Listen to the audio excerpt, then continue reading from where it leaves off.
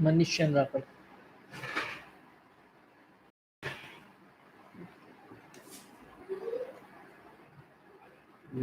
तो भाभी का वो हो गई। आपका व्हाट्सएप दीजिए। 8839 व्हाट्सएप ओपन कीजिए ना। अच्छा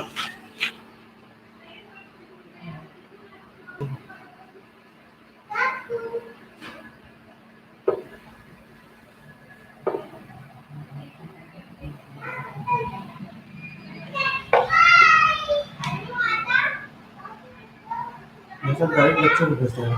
हाँ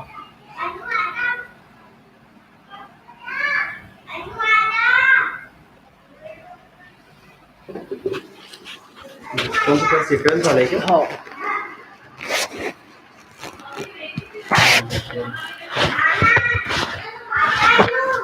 चलिए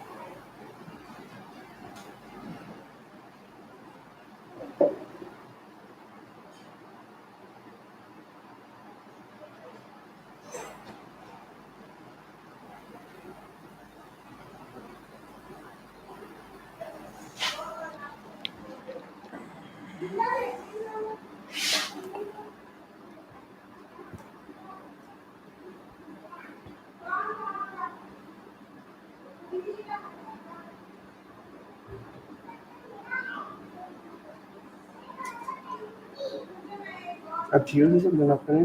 हाँ स्टार्ट करूँ भैया? क्लास तो चालू हो गई है, बाकी बच्चों के पास अभी यहाँ से सेंड हो गया है, वो टिक नहीं लगा है। राइट अच्छा वो जियो नेटवर्क हाँ, बहुत जियो दिखा रहा है। खत्म टाइप से है, अब हो जाएगा। हो जाएगा।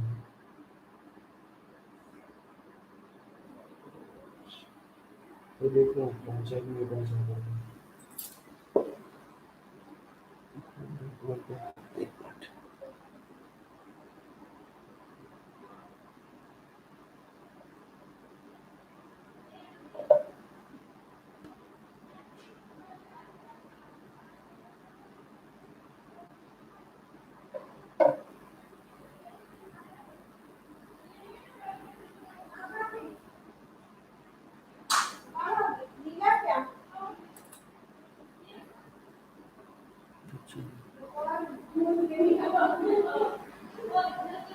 दो लोग देखें हो गया, अच्छा फिर चालू कर सकते हो।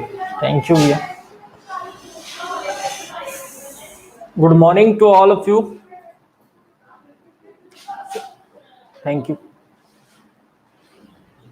तो पिछले क्लास में हमने देखा था बेटा कुलॉम का नियम, है ना? कुलॉम का नियम, तो कुलॉम का नियम क्या होता है? F proportional Q1 Q2 upon are square, ठीक है। और वायु या निर्वात में हमने निकाला था F equal to 1/4πε0 Q1 Q2 upon are square, ठीक है। ये चीज हमने कुलॉम का नियम देखा था। और कुलॉम का नियम क्या बोलता है? किन्हीं दो बिंदु आवेशों के बीच लगने वाला आकर्षण या प्रतिकर्षण बल, किन्हीं दो बिंदु आवेशों के बीच लगने वाला आकर्षण या प्रतिकर्षण बल आवेशों के गुणनफल के अनुक्रमानुपाती तथा उनके बीच की दूरी के वर्ग के व्युत्क्रमानुपाती होता है। ऊपर मतलब अनुक्रमानुपाती और नीचे मतलब व्युत्क्रमानुपाती। ये क्लियर है? ठीक है, तो इसी के आगे बढ़ जाते हैं और इस पे बेस्ड क्वेश्चन कर लेते हैं। कुलॉम के नियम पे बेस्ड क्वेश्चन कर लेते हैं। तो क्वेश्चन आपकी स्क्रीन में लिखा हुआ है, देख लीजिए। क्वेश्चन क्या बोलते हैं देखेंगे ध्यान से। +9e और E के दो बिंदु आवेश +9E और E के दो बिंदु आवेश एक दूसरे से 8 मीटर की दूरी पर रखे हैं, एक दूसरे से 8 मीटर की दूरी पर रखे हैं। एक तीसरा बिंदु आवेश Q दोनों बिंदु आवेशों को मिलाने वाली रेखा के बीच पर कहां रखा जाए कि वह संतुलित रहे, ऐसा हमको क्वेश्चन पूछ रहा है। ठीक है, तो समझना बात को, क्या बोल रहा है क्वेश्चन एक्चुअल में। देखो +9E और +E आवेश के दो बिंदु आवेश दिख रहे हैं हमको, 9E और E के दो बिंदु आवेश दिख रहे हैं, जो एक दूसरे से कितनी दूरी पर हैं, 8 मीटर की दूरी पर है। एक दूसरे से कितनी दूरी पर है बेटा, 8 मीटर की दूरी पे है। ठीक है, तो हम बोलते हैं कि मान लो +9E से x दूरी पर कौन है, बिंदु Q है। x दूरी पर कौन है बेटा, बिंदु आवेश Q है। 9E से x दूरी पर बिंदु आवेश Q है, तो E से इसकी दूरी कितनी हो जाएगी, 8 माइनस x हो जाएगी ना, क्योंकि दोनों के बीच की दूरी 8 है, ये वाली दूरी x है, तो ये दोनों के बीच की दूरी क्या होगी, 8 माइनस x। क्लियर है, ओके। और संतुलन की अवस्था में +9E के कारण Q पे लगने वाला बल और +E के कारण Q पर लगने वाला बल दोनों आपस में क्या होंगे, बराबर होंगे। +9E और E दोनों के कारण Q पर लगने वाला बल आपस में बराबर होंगे। ओके, तो क्या होगा, अतः 9E के कारण Q पर लगने वाला बल क्या होगा, 1/4πε0 9E इंटू Q, आवेशों के गुणनफल के अनुक्रमानुपाती, दूरी के वर्ग के व्युत्क्रमानुपाती, दैट मीन्स x² आएगा। ठीक उसी प्रकार E के कारण Q पर लगने वाला बल क्या मिलेगा, 1/4πε0 E into Q upon 8 minus x whole square. ये लाइन क्लियर है क्या, कूलॉम का नियम यूज किए हैं यहाँ पे। ठीक है, 1/4πε0 Q1 Q2 upon R square, है ना। Q1 के जगह कौन काम कर रहा है, 9E, Q2 के जगह कौन काम कर रहा है, Q, और R के जगह कौन काम कर रहा है, X। ठीक है, ठीक उसी प्रकार हमने क्या लिया है, +E के कारण लगने वाला बल लिया है। इतना क्लियर है, ओके। आगे बढ़ जाए तो देख लीजिए, अब देखिए बेटा 1/4πε0 दोनों साइड है, तो ये कैंसल हो जाएगा कैंसल। ठीक है, EQ भी दोनों साइड है ऊपर में, तो EQ भी क्या हो जाएगा, कैंसल हो जाएगा। ठीक, तो हमको क्या मिलेगा यहाँ पे, 9/x² इक्वल यहाँ पे क्या मिलेगा, 1/8 minus x whole square. Okay, ये मिलेगा। अब हम क्या करते हैं, पक्षांतर कर देते हैं, या बोल सकते हो तिर्यक गुणा करने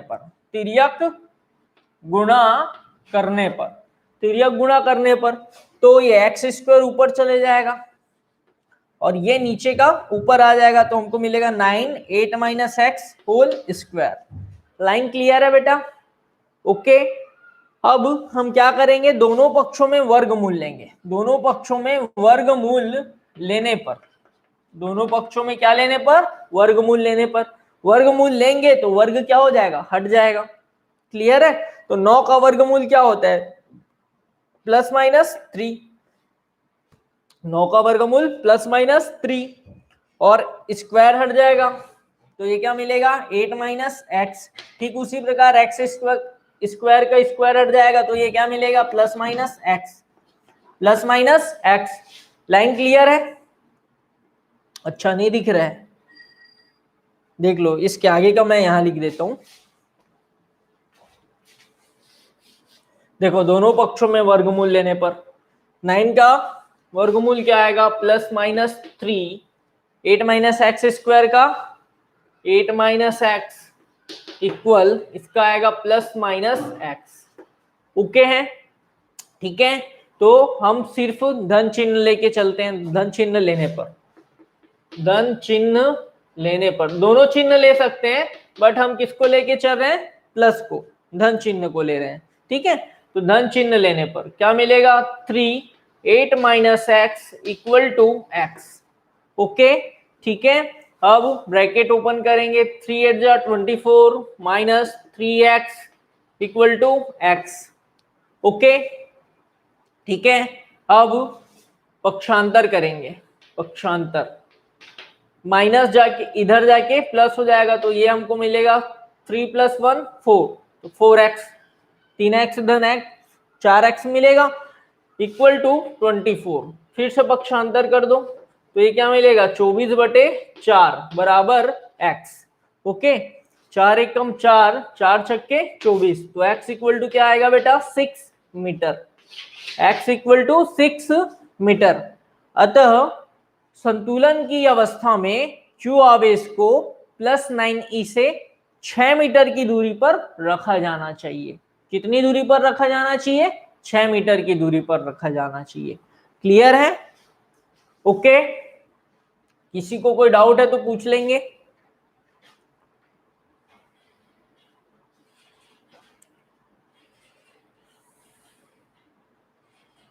चलिए रिपीट कर दें एक बार, देखो रिपीट कर दे रहे हैं, आराम से देखेंगे। तो ये क्वेश्चन कौन सा क्वेश्चन है, कूलॉम के नियम पे बेस्ड है, कूलॉम के नियम पर आधारित है। तो सबसे पहले क्वेश्चन की बात करते हैं, क्या बोल रहा है क्वेश्चन। +9e और +e के दो बिंदु आवेश एक दूसरे से 8 मीटर की दूरी पर रखे हुए हैं, ठीक है। एक तीसरा बिंदु आवेश q दोनों को मिलाने वाली रेखा के बीच में कहां रखा जाए कि वह संतुलित रहे, ठीक है। तो जैसा क्वेश्चन ने कहा वैसे ही हमने लिख दिया, +9e और e एक दूसरे से कितनी दूरी पर है, 8 मीटर की दूरी पर है, ठीक है। अब हम मान के चलते हैं, माना कि +9e से x दूरी पर q आवेश को रखा गया है, तो e से इसकी दूरी क्या हो जाएगी, 8 माइनस x, ठीक है।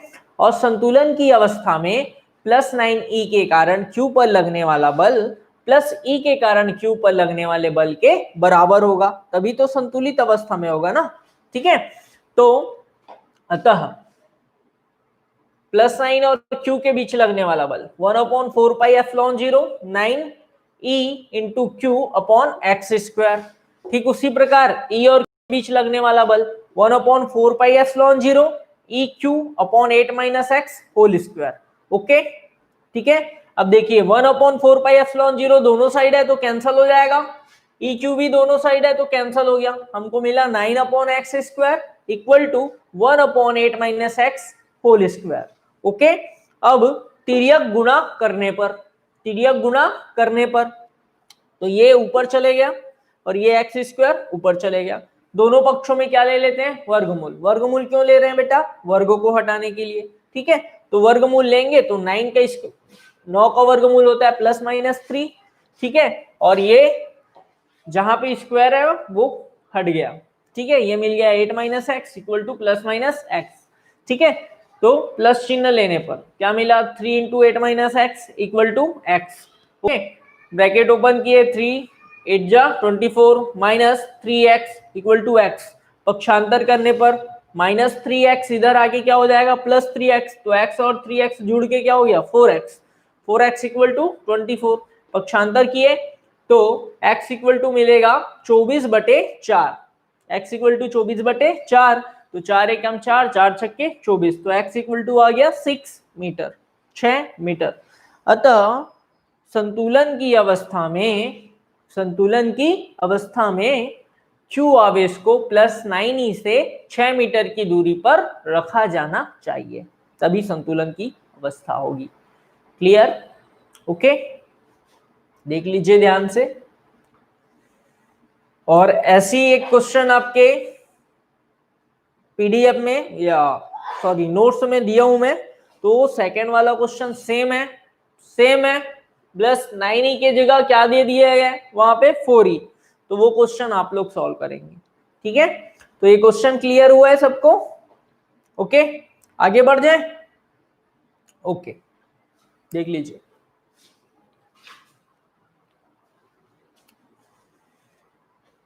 तो सारे लोगों को समझ आ रहा है, किसी को कोई दिक्कत तो नहीं है? अगर कोई भी डाउट हो तो आप कमेंट बॉक्स में लिख सकते हैं ना।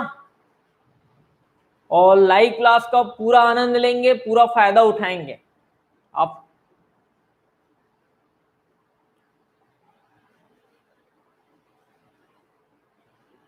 Good morning, good morning.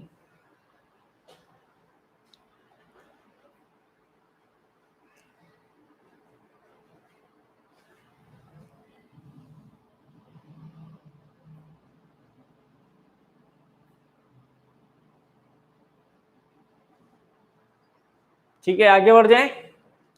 चलिए आगे बढ़ जाते हैं। कितने लोगों को कमेंट आया? Ishika Sende, okay sir, okay Ishika. चलिए आगे बढ़ जाएं। चलिए तो न्यू टॉपिक स्टार्ट करते हैं अपन, इलेक्ट्रिक फील्ड।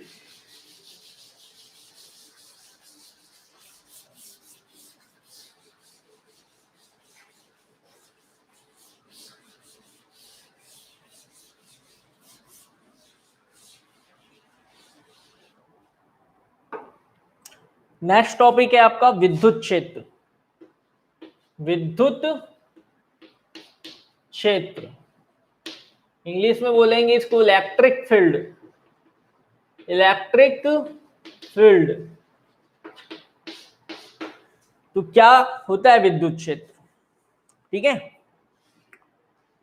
किसी बिंदु आवेश के चारों ओर का वह क्षेत्र, किसी कोई भी बिंदु आवेश है उसके चारों ओर का वह क्षेत्र जहां तक उसका प्रभाव रहता है, जहां तक उसका प्रभाव रहता है उसे उसका विद्युत क्षेत्र कहते हैं। कहने का मतलब सिंपल सी भाषा में, मेरे चारों ओर का वह क्षेत्र जहां तक मेरा रोला है, रोल है, रोला दैट मीन्स जहां तक मेरा प्रभाव है, जहां तक मैं किसी और को अपनी तरफ खींच सकता हूं या प्रतिकर्षित कर सकता हूं, वो मेरा क्या कहलाएगा? विद्युत क्षेत्र। ठीक है, वही चीज क्या, वही चीज किसके लिए बात हो रहा है बेटा यहाँ पे? विद्युत के लिए, है ना। तो किसी बिंदु आवेश के चारों ओर का वह क्षेत्र, किसी बिंदु आवेश के चारों ओर का वह क्षेत्र जहां तक उसका प्रभाव रहता है, किसी बिंदु आवेश के चारों ओर का वह क्षेत्र जहां तक उसका प्रभाव रहता है, जहां तक वो किसी दूसरे बिंदु आवेश को खींच सकता है या प्रतिकर्षित कर सकता है, उसे हम उसका विद्युत क्षेत्र कहते हैं। क्या बोलते हैं? विद्युत क्षेत्र। तो उसी को कैसे परिभाषित करेंगे? किसी बिंदु आवेश के चारों ओर का वह क्षेत्र जहां तक उसका प्रभाव रहता है उसे उसका विद्युत क्षेत्र कहते हैं। क्लियर? ये हो गया विद्युत क्षेत्र का परिभाषा। ओके, अब इसी के आगे हम देखते हैं विद्युत क्षेत्र की तीव्रता। ठीक है, विद्युत क्षेत्र की तीव्रता, तो ये दूसरा टॉपिक है, विद्युत क्षेत्र की तीव्रता। विद्युत क्षेत्र की तीव्रता को शॉर्ट में हम विद्युत क्षेत्र भी बोलते हैं, कई कंडीशन में हम इसको क्या बोल देते हैं? विद्युत क्षेत्र। तो विद्युत क्षेत्र की तीव्रता को कैसे परिभाषित करेंगे, ध्यान से समझेंगे। विद्युत क्षेत्र, विद्युत क्षेत्र के किसी बिंदु पर, ये मान लो कोई विद्युत क्षेत्र है, विद्युत क्षेत्र के किसी बिंदु पर एकांक धनावेश, एकांक धनावेश जितने बल का अनुभव करता है, जितने बल का अनुभव करता है उसे उस बिंदु पर विद्युत क्षेत्र की तीव्रता कहते हैं, उसे उस बिंदु पर विद्युत क्षेत्र की तीव्रता कहते हैं। समझना बात को। मान लो कोई विद्युत क्षेत्र है, मान लो कोई विद्युत क्षेत्र है, ठीक है, मान लो कोई विद्युत क्षेत्र है और यहाँ पे कौन आवेश रखा है? Q आवेश रखा हुआ है, Q आवेश रखा हुआ है, और ये Q आवेश कितने बल का अनुभव करता है? F बल का, F बल का अनुभव करता है, Q आवेश F बल का अनुभव करता है।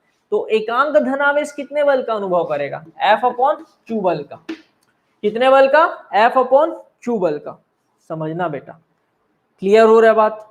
जैसे कि एकदम सिंपल सा, जैसे कि हम 10 किलो, मान लो आप लोग 10 किलो शक्कर को कितने रुपए में लेते हो? 40 किलो, 40 रुपए में, सॉरी 10 किलो शक्कर कितने में लेते हैं आप लोग?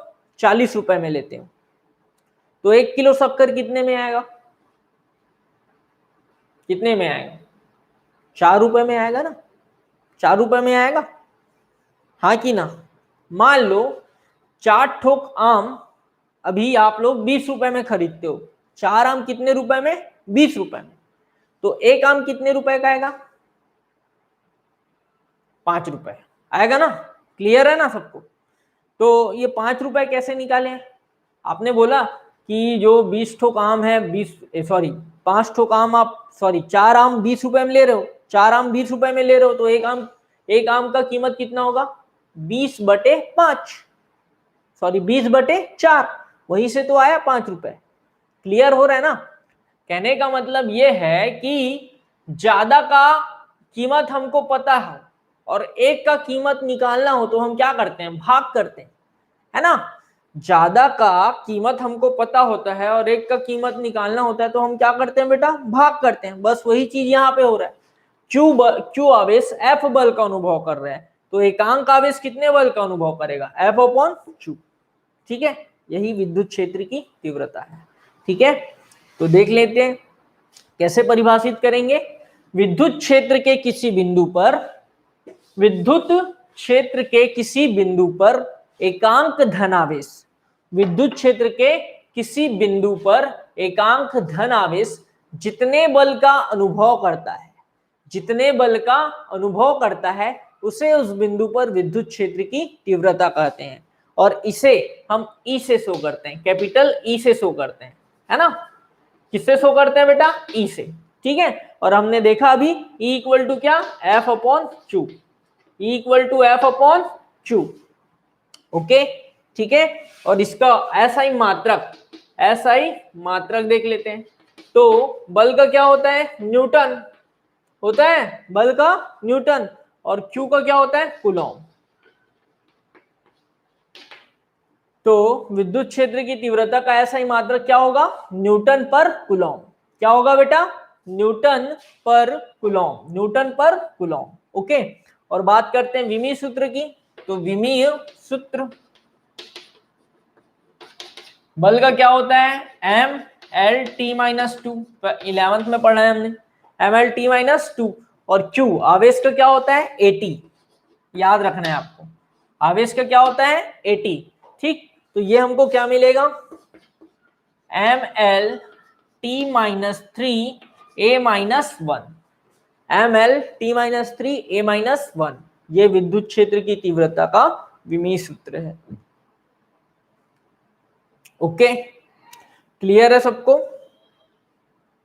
देख लेंगे ध्यान से, और किसी को डाउट है तो पूछ लेंगे।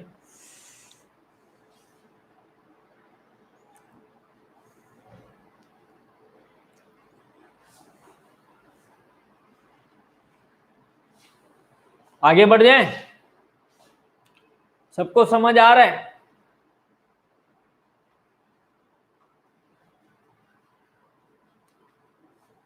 कितने लोग लीव आए हैं? दिख नहीं रहे, 2 लोगों का कमेंट दिख रहा है बस।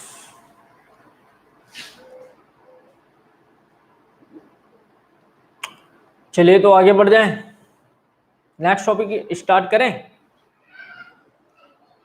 नेक्स्ट टॉपिक क्या है बताएंगे? क्या पढ़ना है आप लोग को? अगला टॉपिक क्या है, क्या पढ़ना है बताएंगे? नोट्स है ना सब लोगों के पास?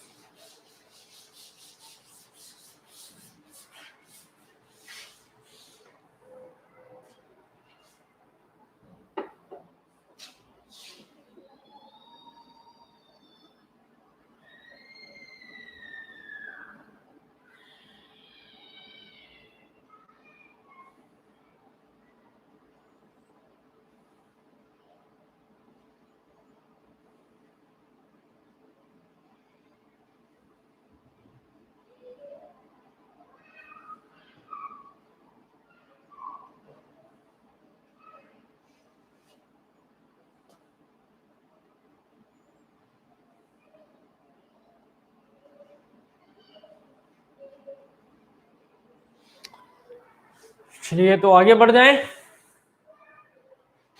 अगला टॉपिक है आपका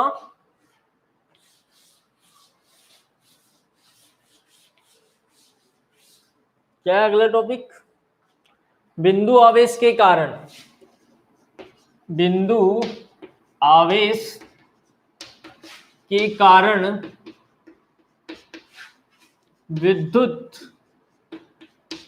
क्षेत्र की तीव्रता, बिंदु आवेश के कारण विद्युत क्षेत्र की तीव्रता। ठीक है, तो बिंदु आवेश के कारण विद्युत क्षेत्र की तीव्रता जान लेते हैं अपन क्या है।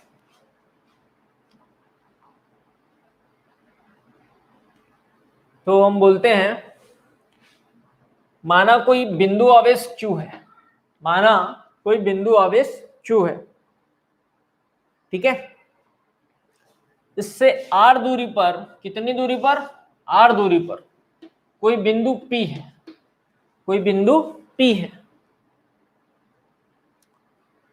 जिस पर विद्युत क्षेत्र की तीव्रता ज्ञात करनी है, जिस पर विद्युत क्षेत्र की तीव्रता ज्ञात करनी है। ओके, अब हम क्या करते हैं, P पर एक आवेश Q0 आवेश की कल्पना करते हैं। P पर किसकी कल्पना कर रहे हैं, Q0 आवेश की। ठीक है, तो देखिए Q और Q0 के बीच लगने वाला बल, Q और Q0 के बीच लगने वाला बल क्या मिलेगा, 1/4 पाई एप्सिलॉन 0। वायु या निर्वात में बात कर रहे हैं ना, हमेशा हम मैक्सिमम जगह हम क्या लेते हैं, वायु या निर्वात ही लेते हैं माध्यम को, अन्य माध्यम लेने का जरूरत नहीं है, वायु या निर्वात में ही बात करते हैं। ठीक है, तो F इक्वल टू क्या, 1/4 pi epsilon 0 Q0 Q into Q0 upon R square. Okay, F equal to 1/4 pi epsilon 0 Q0 upon R square. Okay, अब इस Q0 आवेश पर लगने वाला बल है ना, या हम ऐसा बोल सकते हैं बिंदु P पर विद्युत क्षेत्र की तीव्रता, बिंदु P पर विद्युत क्षेत्र की तीव्रता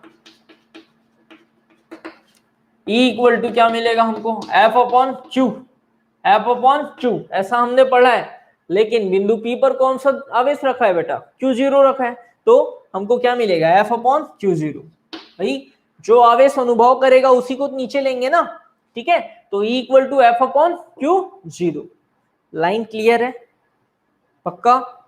देखो फिर से बता रहा हूं, मान लो कोई प्लस Q आवेश है, उससे R दूरी पर कौन है, कोई बिंदु P है जिस पर विद्युत क्षेत्र की तीव्रता हमको निकालना है। ठीक है, और उसके लिए हम क्या करते हैं, बिंदु P पर Q0 आवेश का कल्पना की है, मान लो वहां पे कौन रखा है, Q0 आवेश रखा है, तो Q और Q0 के बीच लगने वाला बल क्या होगा, 1/4 pi epsilon 0 Q0 upon R square. Okay, तो बिंदु P पर विद्युत क्षेत्र की तीव्रता E इक्वल टू हमको मिलेगा F अपॉन Q0। ठीक है, F अपॉन Q0, क्यों, क्योंकि बिंदु P पर कौन सा आवेश रखा है, Q0 आवेश रखा है। ओके, ठीक है, तो E equal to F upon Q0। तो आगे बढ़ जाते हैं, F का वैल्यू पुट कर दीजिए यहाँ पे, तो क्या मिलेगा, 1/4 pi epsilon 0 Q0 upon R square, पूरे के अपॉन में कौन, Q0, पूरे के अपॉन में कौन है बेटा, Q0। तो देखिए Q0 और Q0 क्या हो जाएगा, कैंसल, कैंसल हो जाएगा, तो E इक्वल टू हमको क्या मिलेगा, finally 1/4 pi epsilon 0 equal to 1/4 pi epsilon 0 Q upon R square. ठीक है, E equal to 1/4 pi epsilon 0 Q upon R square. ठीक है, तो ये बात हमेशा ध्यान रखना है, हमेशा याद रखना है, बहुत इंपॉर्टेंट है कि नोट करके याद रखेंगे कि प्लस Q आवेश से, प्लस Q आवेश से R दूरी पर विद्युत क्षेत्र की तीव्रता, विद्युत क्षेत्र की तीव्रता, विद्युत क्षेत्र की तीव्रता कितनी होगी, E equal to 1/4 pi epsilon 0 Q upon R square. ये लाइन हमेशा याद रखना है, इसी के लिए मैंने आपको इतना कुछ बताया है। ठीक है, ये कैसे आया इसको जानने के लिए हम ये सब काम किए। ठीक है, तो आपको हमेशा याद रखना है कि प्लस Q आवेश से R दूरी पर विद्युत क्षेत्र कितना होगा, 1/4 pi epsilon 0 Q upon R square. Okay बेटा, यही बिंदु आवेश के कारण विद्युत क्षेत्र की तीव्रता के लिए व्यंजक है। ओके, लाइन क्लियर है, ठीक है। चलिए तो आगे बढ़ जाएं।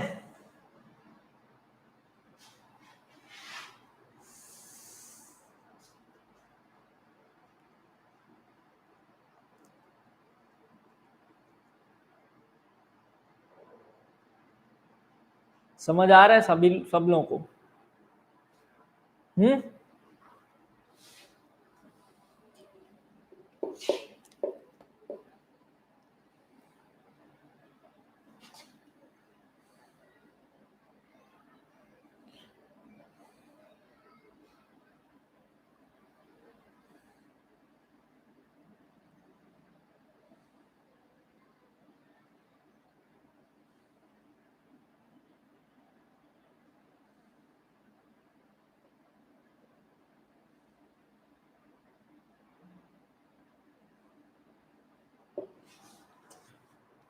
आगे बढ़ जाएं,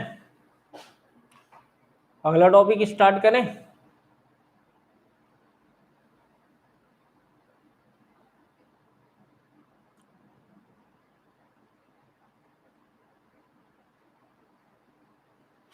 ज्यादा हो जाएगा?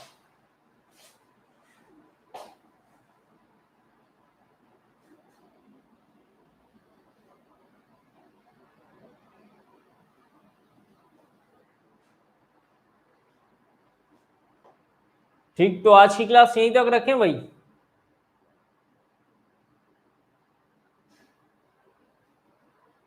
बताइए।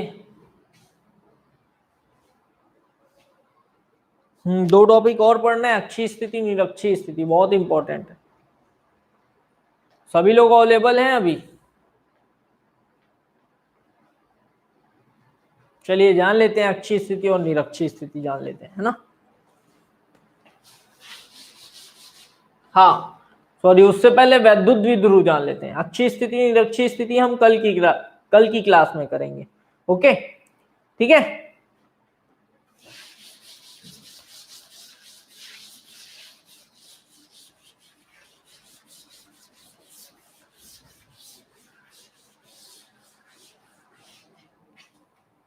देखिए नेक्स्ट टॉपिक है आपका वैद्युत द्विध्रुव। वैद्युत द्विध्रुव,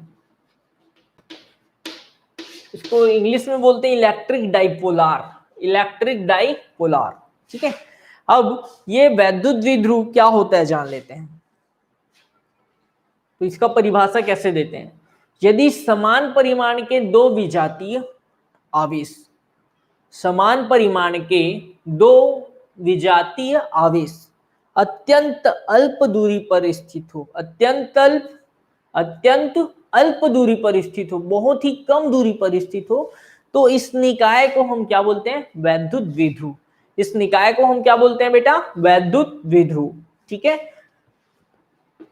यदि समान परिमाण के 2 विजातीय आवेश, देखो दोनों का परिमाण समान है लेकिन विजाती हैं, एक धन आवेश है और दूसरा ऋण आवेश है, लेकिन दोनों का मान क्या है, समान, ठीक है। यदि समान परिमाण के 2 विजातीय आवेश एक दूसरे से अत्यंत अल्प दूरी पर स्थित हो, तो इस निकाय को हम क्या बोलते हैं, वैद्युत द्विध्रुव। ओके ठीक है।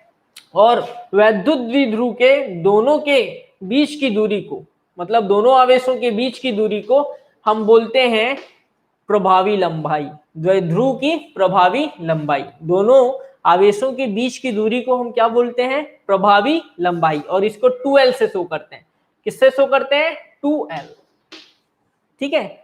नहीं जरूरी नहीं है 2L से शो करना, किसी से भी शो कर सकते हो, बट 2L शो करने से हमको थोड़ा सा फायदा होता है, और इसका फायदा आप लोग आगे जान जाएंगे जब अपन टॉपिक स्टार्ट करेंगे, है ना। अच्छी स्थिति निरक्षी स्थिति, ठीक है। तो यही कारण है कि हम लोग अपनी सुविधा के लिए इसको क्या ले लेते हैं, 2L ले लेते हैं। तो आपको 2L लेके चलना है, दोनों के बीच की दूरी अर्थात प्रभावी लंबाई को, ठीक है। तो फिर से बता रहा हूं, यदि समान परिमाण के 2 विजातीय आवेश अत्यंत अल्प दूरी पर स्थित हो, तो इस निकाय को हम क्या बोलते हैं, वैद्युत द्विध्रुव बोलते हैं बेटा, ठीक है। और दोनों आवेशों के बीच की दूरी को हम बोलते हैं प्रभावी लंबाई, इसे 2L से शो करते हैं। ओके ठीक है। चलिए अब देख लीजिए वैद्युत द्विध्रुव आघूर्ण। वैद्युत द्विध्रुव आघूर्ण, वैद्युत द्विध्रुव आघूर्ण। तो सबसे पहले जान लो वैद्युत द्विध्रुव आघूर्ण को अपन किससे शो करते हैं? पी से। किससे शो करते हैं? पी से शो करते हैं, ठीक है। और P इक्वल टू होता है Q into 2L। P equal to होता है Q इंटू 2L। बस इसी को याद रखना है और इससे परिभाषा बन जाता है P equal to Q into 2L। मतलब किसी वैद्युत द्विध्रुव के एक आवेश और उसके प्रभावी लंबाई के गुणनफल को उसका वैद्युत द्विध्रुव आघूर्ण कहते हैं, ठीक है। किसी वैद्युत द्विध्रुव के एक आवेश और उसकी प्रभावी लंबाई के गुणनफल को उसका वैद्युत द्विध्रुव आघूर्ण कहते हैं, ठीक है। ओके, आप ऐसा भी बोल सकते हैं किसी वैद्युत द्विध्रुव के एक आवेश तथा दोनों आवेशों के बीच की दूरी के गुणनफल को वैद्युत द्विध्रुव आघूर्ण कहते हैं। क्लियर है? बात क्लियर है? बस आपको फॉर्मूला याद रखना है P equal to Q into 2L। यहां से हम परिभाषा दे सकते हैं। ओके, अब देखते हैं एसआई मात्रक, द्विध्रुव आघूर्ण का एसआई मात्रक। तो आवेश का क्या होता है बेटा? कूलॉम। आवेश का क्या होता है? कूलॉम। और दूरी का क्या होता है? मीटर।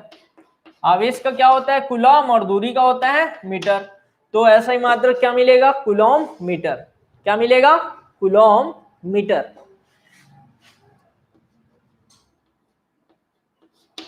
ठीक है, ओके। अब बात करते हैं विमीय सूत्र की। विमीय सूत्र भी देख लेते हैं। तो विमीय सूत्र, कूलॉम का क्या लिखेंगे अपन? 80। कूलॉम का 80 और मीटर का क्या? मीटर किसका मात्रक है? लंबाई का, तो लंबाई की जगह L।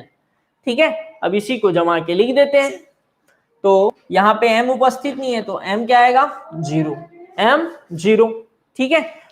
L m0 L T A, ये हो गया आपका विमीय सूत्र। m0 L T A नहीं दिख रहा है क्या? इसको यहाँ लिख देता हूँ। ये देखो ATL है ना, उसी को जमा के लिख रहे हैं, तो ये मिलता है m0 L T A, m0 L T A। Okay, ठीक है।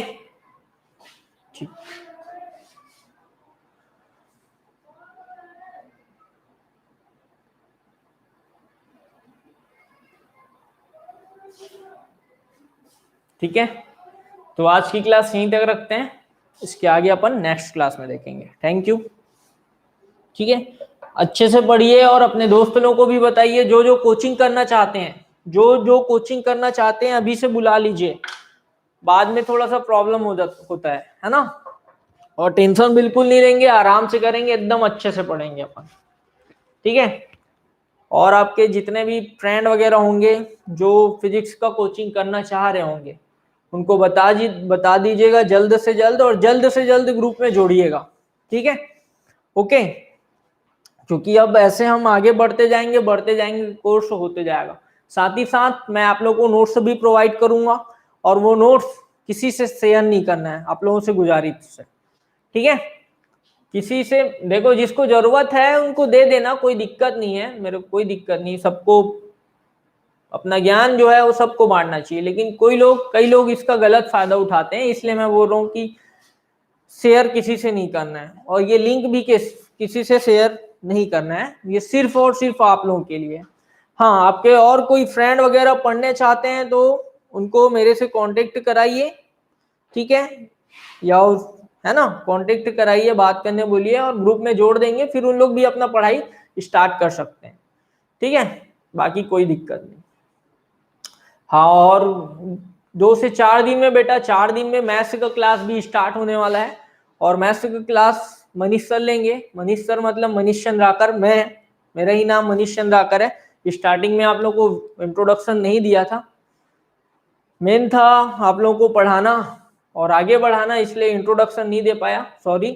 तो आई एम मनीष चंद्राकर, और मैं ही आप लोगों को फिजिक्स पढ़ाने वाला हूँ। ठीक है, और 2 से 3 दिन में आपका 3 से 4 दिन में मैथ्स का क्लास भी स्टार्ट हो जाएगा। ठीक है, okay, thank you, all the best.